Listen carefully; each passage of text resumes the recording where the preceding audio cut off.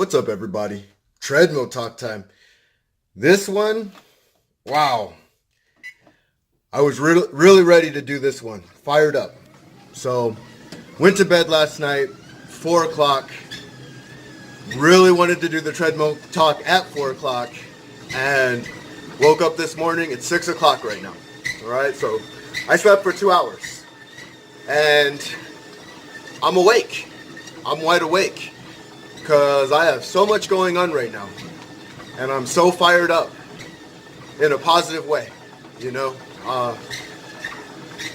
As I said before, I'm training a friend of mine. He's dealing with a drug problem. He did use, right? He did use last week. And all I thought, what could I do better? What could I have done better to make this situation better for him and better for myself? All right? And everything that I talk about, it kind of like came together in this perfect storm that I talked to him about, what I said to him. I really kind of lit into his ass quite a bit. He understood what I was saying. I told him I need to see him even more because we were only seeing each other once a week, and that was my fault. I shouldn't have even put him in that position in the first place because he's broken down right now. He came to me broken. And so the goal is to fix the brokenness. And when you fix the brokenness, you become unstoppable. Now, fixing the brokenness takes a lot of work, though. It takes a lot of energy and takes a lot of putting it together. And I told him, I'm like, look, I'm going to rat you out to YouTube. I want you to know this. He goes, go for it. I need this. I go, because here's the thing. You guys now get to go along on this journey, right? I'm not just going to show you the very best stories because it's not always glitz and glamour all the time. There's times where this stuff gets hard, where it starts getting difficult, when people start questioning themselves on whether they can do it or not. And it's up to me to step it up a notch. I'm always going to step it up a notch. The one reason I do so well is because I care so damn much. I really, really care. And I want people to be successful because I know what it feels like. And I want them to feel that same exact feeling. And I know they are more than capable. But I know it's a difficult road. Especially with what he did to himself. He's broken himself down so much that this is going to be such a hard road. And I told him, you can look at this as a bad thing, or you can look at it as a good thing. And you can come up from the ground, and you can climb yourself out of this. And then you can climb even higher after you climb yourself out of the hole that you've created for yourself. And now, people will say, don't be so hard, don't do this, don't do that. And I say that's bull crap. Bull crap every single time. People, I think, this is my thought, this is an opinion, again, it's not fact, but this is unthought. People get too soft when it's not time to be soft, and then they're too hard on people when it's time not to be hard. Too soft or too hard. This isn't everybody, because I've seen some great motivators out there. I've seen some of the very best inspirational speakers, best action type based people, best entrepreneurs in the world do great things. Again, two that I can think about right now, Evan Carmichael, he's the man. Gary V, he's the man. Those guys know exactly what they're talking about. And they push to the envelope. It's about pushing to the envelope. Knowing when to back off the pedal and knowing when to drive even harder. And so my track record is high. Very, very high. Because I take full responsibility. I put it on my plate. I have no problem putting it on my plate. I don't care. It strengthens me. Because this is the funny thing about what most people Most people do. And listen, I'm trying to change this one day at a time. But they love you when you're winning, and they hate you when you're losing. And then when you really start winning, they'll hate you a little bit more, and then just accept it and pretend like they were the ones that got you there. All right? I've seen this story time and time again. And what I'm trying to do with his mindset is turn him into a winner. Bring him back into the winner that he has been before. He's been there before. He goes, when I was doing these things, I felt good about myself. But the thing is, it was all external based. And it was so external based that when things started going wrong, everything just fell apart. I've heard the whole story. I know what's going on with him. And I know why he's doing what he's doing. And I told him, we got to rebuild your momentum, because your momentum's going the wrong direction. It's not going in the direction that it needs to go into. I even talked to his mom. Such a sweet lady. Love that woman. Really sweet, sweet woman. And you're like, Cliff, it's breaking my heart. And I know it is. I know it is. And I told him, find what you need to find. I don't know what it is. Find what makes you passionate, that makes you drive, that no one can take from you. Whether it be your kids, whether it be your mom's, getting your mom's love, I don't know what it needs to be, but find it and then go all in on it and focus in on that. Because when you get the itch, when you get to the drive to do something wrong, you got to refocus your energy. And I go, look, you're in a position where you can help no one right now, because the only person you have to worry about is you. You got to go 100% on you right now. You don't have to worry about anybody else. I go, that time's going to come when you can lift that load for other people. You're trying to help the entire world, but you can't even help yourself right now. So it's just not going to work. Then I started talking to him about the drug rehab programs. What did they do? How did they do it? Where did he go from? The longest he's been sober was 3 months. That's the longest. And he was basically on lockdown there. And to me, that doesn't count as true success. I think it was successful, proving that he could do it for that 3 months. But when you're locked down and you don't have life's barriers and problems and issues and toxicity, it reminds me of Biggest Loser. That show where they keep you in a 3-month boot camp. You're going to lose weight because now you've turned it into a job. And life can be a job, but it doesn't always necessarily have to be. And honestly, in an experimental environment, you're going to be successful because you're forced to be successful. You're forced to be. You're not taught the habits that you need. You're boxed in to a position where you have to be, and then they let you go. Good luck. Go have fun. And it's got to be more than that. Because, like I said, I've only had two clients ever say, Cliff, it's all your fault. And I've just realized, all right, you want to put it on me like that? Put it on me like that. It's not going to break me. It's not going to do anything to me as an individual. And you know what? I'll even take it and say, I can do better. And I've had hundreds of clients. Hundreds of them. And so my batting average is around the 90%. And I want to go even further. And I looked at him too. So I looked at my friend. I go, here's the thing.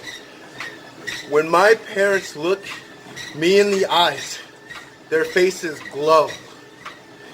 They're so happy to see me. Because every time I see my parents, I tell them how much I love them and appreciate them. And I usually have a story behind why I love and appreciate them so much. Because we are never promised tomorrow. We are never promised tomorrow. And so I want them to feel the very best that they can feel every moment. And I want to strive to be a better version of myself a little bit more each day, because it just feels so damn good. And then on top of it, I want my son to be a better man than I was. I want him to be even better than I was. And I want to tell people, we got to look in the mirror, take responsibility for everything. Because the more you take responsibility, the more control you give yourself in a situation. Give yourself control. It's hard. We all have demons. There are times when you don't want to look in the mirror, when you want to pretend they're not there. But you have to. If you really want to go somewhere, you have to. But again, there is this game of up and down. It's not simply cut and dry black and white. It's not. In fact, when I was talking to him, he had mentioned that they tell you about forgiveness, the importance to forgive. And then I asked him an interesting question. I go, do they ever allow you to hate? He goes, no, they just say forgiveness, forgive this, forgive that. Sometimes you gotta hate something. Sometimes you do. Don't do it too long, because they'll fester and destroy you. But if you have to be mad at a certain person for doing something to you, or wronging you some way, somehow, being mad isn't the worst thing. It's terrible when you maintain that anger. That's a terrible thing. But I go, dude, stick your middle fingers to the sky, tell whoever such and such how you feel about them, and then move on. Let it pass through you. But you have to allow it to pass through you. It's almost like they're taking away the human factor. You can't take away the human factor. Hey, just believe. Hey, just breathe. Oh, you'll be good. You're dealing with an individual who's got a lot of anger. I could see it in him, right? I can see it in him, the anger. And he's trying to just pretend it's not there, and he's holding onto it even tighter. Get angry for a little bit. Only for a little bit. We got to know what we're doing here. We got to have a plan. But when you have a plan of action, watch what you do. So anyway, I take him out, and I'm like, we're training today. So we go out and train. And of course I don't kill him, because he hasn't been training a long time. So he's feeling good about himself. He's like, I haven't felt this way in a long time. I feel amazing, but I feel kind of like death too. I go, you're detoxing. I can see it. I can see it in his face. I go, but here's the thing. Remember back to this moment, because he started talking. He's like, I have goosebumps on my arms. I feel like I haven't felt this way in a long time. I'm like, that's your body telling you you are alive. You don't need any type of substance other than the substance of what you are created with. You are created with godlike material. That is it. We are all created with godlike material. I go, we are greatness, just waiting to come out. I just don't want people to be potential. No one wants to go in their deathbed just saying, I was potential and I did nothing with it. That sucks. That sucks.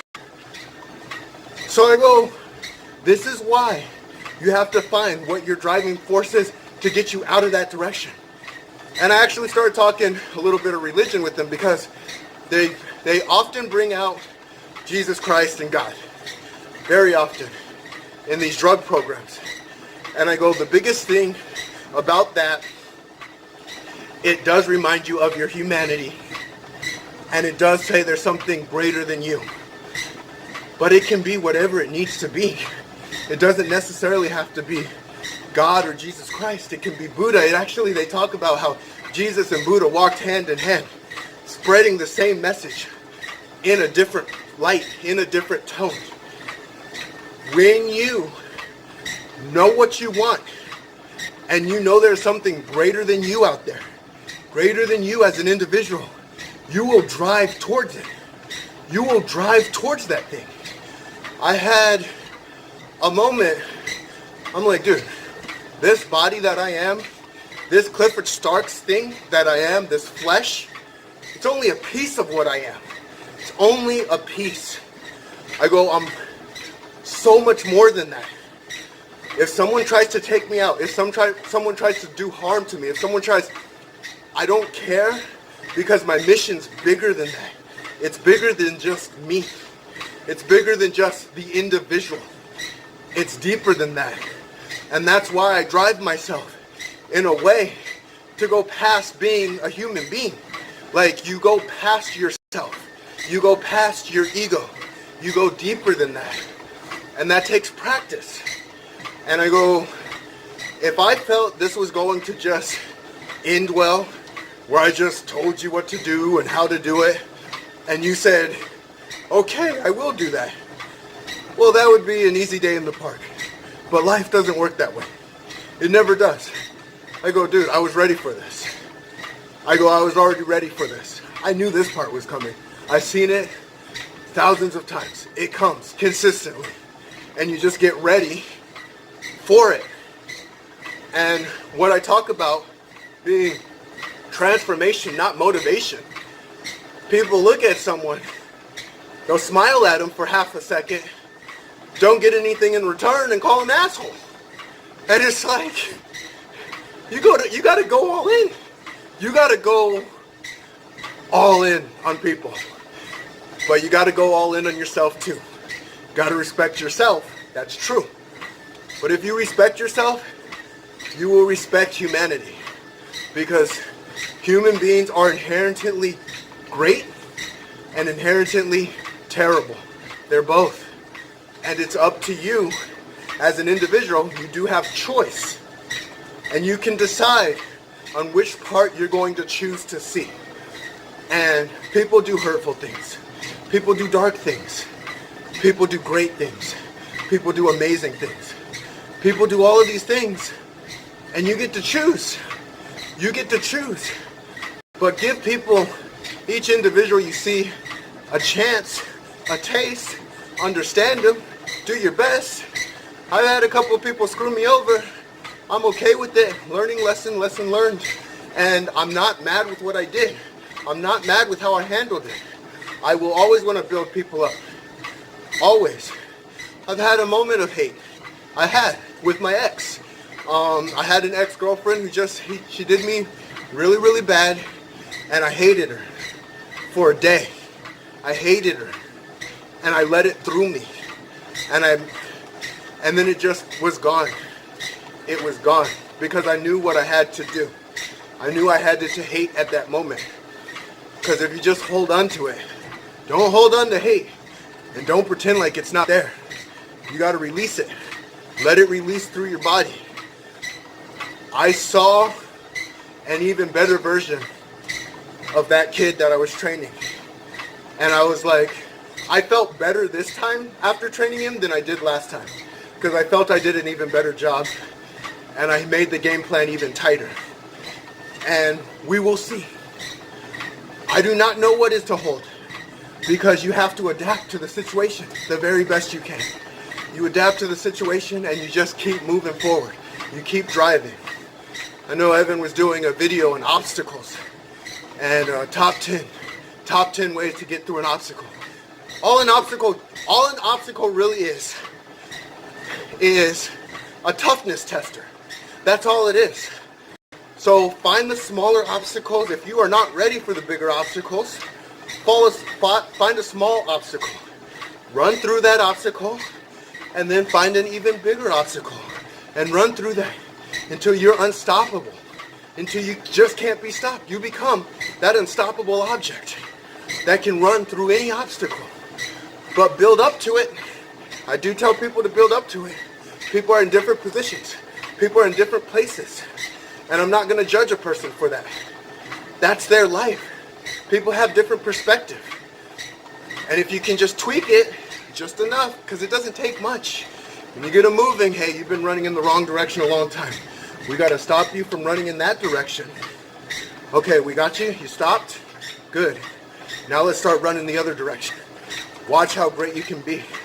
So when I talk about that shine in my parents' eyes and that glee that my parents really get when they see me, I get the same for them.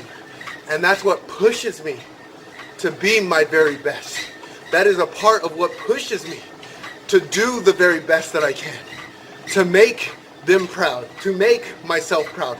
All of these, again, human emotions. We're just using human emotion as our vantage point. And so I go, and eventually you'll get to the point where you're able to use every human emotion as your strength, as your starting place. Eventually, when you get there, I'm telling you, I'm so proud of this YouTube community. So many great faces, so many great stories. You guys are awesome. And I appreciate the support and the kind words, I really do. And I want to just keep moving forward with you guys. Let's keep doing it. And we're starting to grow rapidly. Great job, guys. We're doing awesome. And we're going to keep getting bigger, and we're going to keep getting stronger as a unit, as a team. That's what it's about. Putting it together. Keep moving in the direction that you know you were meant, to move into. Because every single one of you is special. And we all know that feeling where I can't be stopped right now. We can hold on to that forever. We can hold on to it forever. I'm telling my friend some of my story. And he goes, wow, you have problems too. Almost as if he had no idea. Like, he goes, how did you become what you were? And I'm like, man, everybody has issues. Everybody has problems. But it is how you perceive it and how you handle it. That's the difference. That's the difference. No one that I know of it, well, I know a couple of people, but not many people were born with silver spoons in their mouth, having every advantage to life that you could possibly have. I have not really seen it. It is very, very rare. So it's like everyone's sitting there playing musical chairs on whose life is luckier than the other person's life. Well, they got this. Well, don't focus on what a person has. How about that? Just don't focus on what an individual has. I go, when I'm talking to you, I'm focusing what I have. Even when I'm talking to you, I'm focusing on what I have and what I can do to the situation. Not what you're doing. Not, oh, you messed up again. I messed up. Take accountability and responsibility, because when you do that, then you can't be stopped, because then you'll find a way. Have you ever, I remember telling on my last one, control what you can control. Control what you can control. But people can control a lot more than they give themselves credit for controlling. It's like, well, I can't do that because, I can't control anything. No, that's not what I'm saying. You can control almost everything, but you have to take control. You take control of a situation. You don't let situations take control of you. That is what I'm saying. So do the best you can.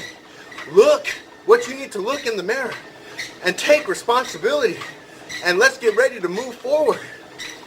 And whenever a person comes to me in a dark place and they're broken down, I am never going to judge them. And if I do judge them, I smack myself in the mouth, tell myself to shut the F up, because I do not know their life. I do not know what they are going through. So all I can do is either help them or hurt them. And those judgmental mentalities do nothing for anybody. All I'm looking for is either how we rise up together, or you're down, so I'm going to help you rise up. Or we're going to rise with each other. But breaking someone down, the funny thing is, you break someone down, you're breaking yourself down. That's how I feel about it. If you have to feel that you need to break someone down, then something's not going well in your life. Because when things are going well in your life, you just want to build people up. That I've never seen to be untrue. When a person's in a good place, they want to build people up. They want to bring people to the forefront. Now, that doesn't mean they won't be fiery. As you can tell, I'm a little fiery right now. I've got a little passion right now. I want the best for this dude. I want the very best. But it's coming from a place of, you can do this. I know you can do this. It's coming from that place. Now, oh my God, what are you doing to yourself? I'm like, the funny thing is, he even admitted he was a little judgmental towards himself. I go, that tends to be the case. It definitely tends to be the case. Where you're so mad at what you are, you judge others that are like you. And it's like, the only way you do is rise above. And when you're on top of it, when you've beaten that demon that you're dealing with, you want to help other people to rise above that demon. And you want to help them that much more because you felt what that demon felt like. You have elicited the emotion to feel what it feels like for that individual to go through it. And you don't want them to hurt like that. You go into a greater plane of, I'm going to build people up. I'm going to get them where they need to go. I see big plans in you. I do. Because you are such a helper and you want to do right by so many people. But we just got to start with doing right by yourself first. And that's going to take some time. But when you get there, watch what happens. And the thing is, he trusts me. He really trusts me. He lets me say whatever I need to say. And he understands it. He opens up to it. And I tell him the hard stuff. Because I go, dude, we're in the accelerated program right now. We're in the accelerated program. This isn't, we're not going to pillow foot around this and, you messed up. And mess ups are mess ups. I'm like, you get to see me in physical form. So we're going to do this. There is no in-betweens on this one. This isn't a phone conversation. This is you're going to do it. Or you're going to die trying. Those are your options. You're either going to do it or you're going to die trying. Because I'm not letting you bring your entire family down. Because when I come in, I can see it. I see it on their faces. And it does remind me of a similar situation that I dealt with the ex-girlfriend, where she just broke them down, where they just kind of accepted it as, we messed up and blah, blah, blah, blah, blah. And I'm going to come in like gangbusters and clean it up and make it a better situation for everybody. Because I want that family to have the same smiling faces that my family has. I want them to have the exact same thing. One time we went past 25 minutes, but I got to tell this really cool story.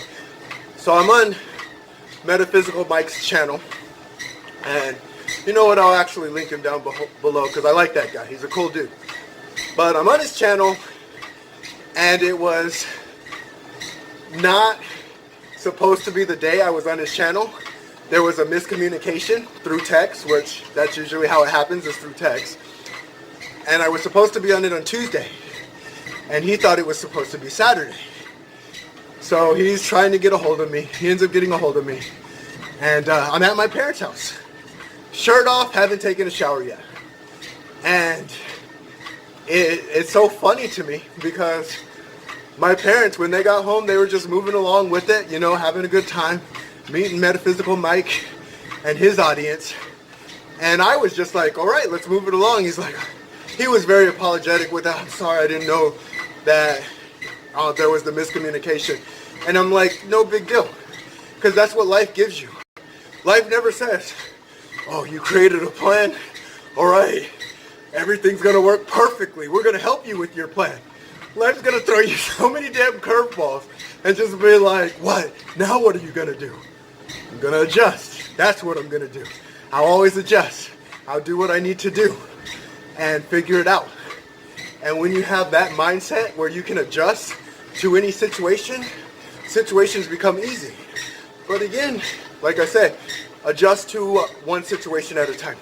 Control what you can control, one step at a time. If you're a bench presser and you're trying to get to 500 pounds and you can only do 100 pounds, one, you don't get mad at that person for being able to do 500. Two, you don't try and do 500 right away because you can't, no matter how much you think through it. You have to have a plan of action. You have to take the action. You have to break the body down and build the body up. There's certain steps that you have to go to, and you will get to that bench press eventually. You will figure it out if you want it bad enough. And that is life in general. if you want something bad enough, have a plan of action and then get ready to adapt to the plan, because the plans will change consistently. But you have to have a plan of action, you have to have an idea of where you're going, and then you have to go in that position and then do the great things that you were meant to do on this planet. Well, been 30 minutes. It was great talking to you guys. I hope you all have a blessed day. It's been a blast. Take care, everyone.